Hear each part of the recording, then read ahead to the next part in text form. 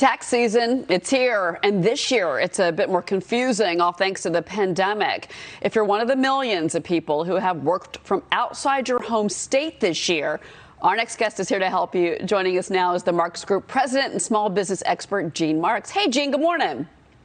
Hey, Cheryl, good to see you. Yeah, so this is a big question for so many people this year. What's the biggest pitfall of working for a company in one state and living and working in another? Okay, so we have limited time, so let's go through this, right? So if you're living in your home state and you're working your normal job, even if you're working from home, you're generally not going to have a problem, okay?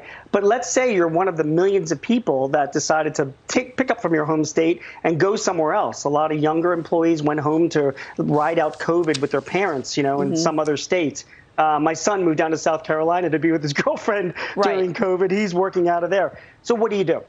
Well, first of all, there are 9 states, let's be clear, that have no income taxes at all, like Nevada, Florida, Texas, and 6 others. So if you went and you're working remotely from a state that has no income taxes at all, you've got nothing to worry about because there's no income taxes.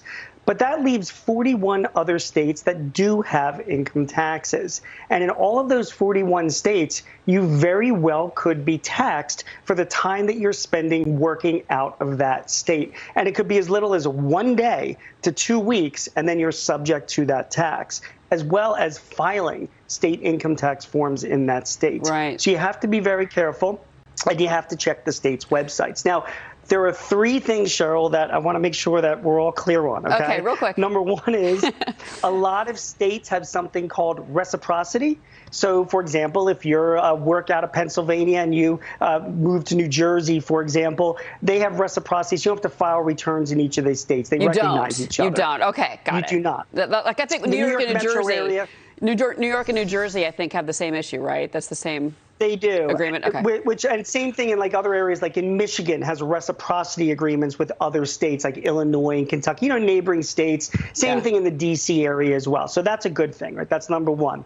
You mentioned New York. So if you lived in Connecticut or you moved to Connecticut and you're working out of there, there's not so much reciprocity, but Connecticut, like a lot of other states in the country, will give you a credit.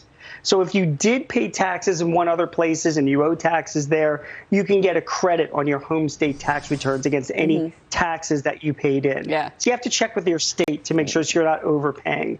And finally, get help. Well, I saw get help. I'm like, that's it. Get help. It's a little mind-boggling. But the one thing to keep in mind is there's about a half a dozen states that offer exemptions. So like my son who went to South Carolina is basically saying, we know you're working remotely, but we're going to just pretend that you're not because of COVID. So you've got half a dozen states that it's going to be crazy, Gene. It's going to be crazy. It's going to be so crazy for so many people in this country. I want to bring in Kelly because, Kelly, I don't know about you, but I have a slew of colleagues, friends that work for one company in one state and are living in another. I mean, this is going to be kind of a mess, don't you think, Kelly? I think so, Cheryl. Yeah, I have a colleague who has basically been traveling most of this time, taking the opportunity to work from anywhere.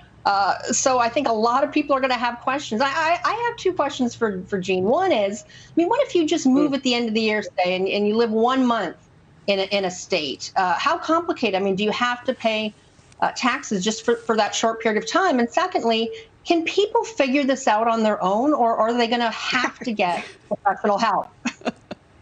So, Kelly, let me first of all say that bad news here is that you probably will owe taxes, depending on the state that you move to. I mean, if you move to Florida or Nevada, there's no state taxes, so that's good news. But if you move to all the other 41 states that do have taxes, those states, even if you're there for just a day or 2, you would theoretically have to file state taxes in that state. Now, a lot of people are saying, like, oh, they're not going to catch me. Who's going to know? Well, employers have a responsibility for withholding and filing in those states as well. And you have a responsibility to tell your employer where you are. So they'll find out that way. And a good accountant will also find out as well.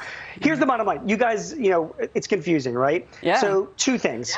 1, find a good accountant this year, okay? If you go to your state, go to your state CPA society. Google your state CPA society. There's plenty of references you can get for accountants. The American Institute of CPAs, AICPA, has got a listing of all the states and their tax information on one page. So if you just Google AICPA state resources. You will find that.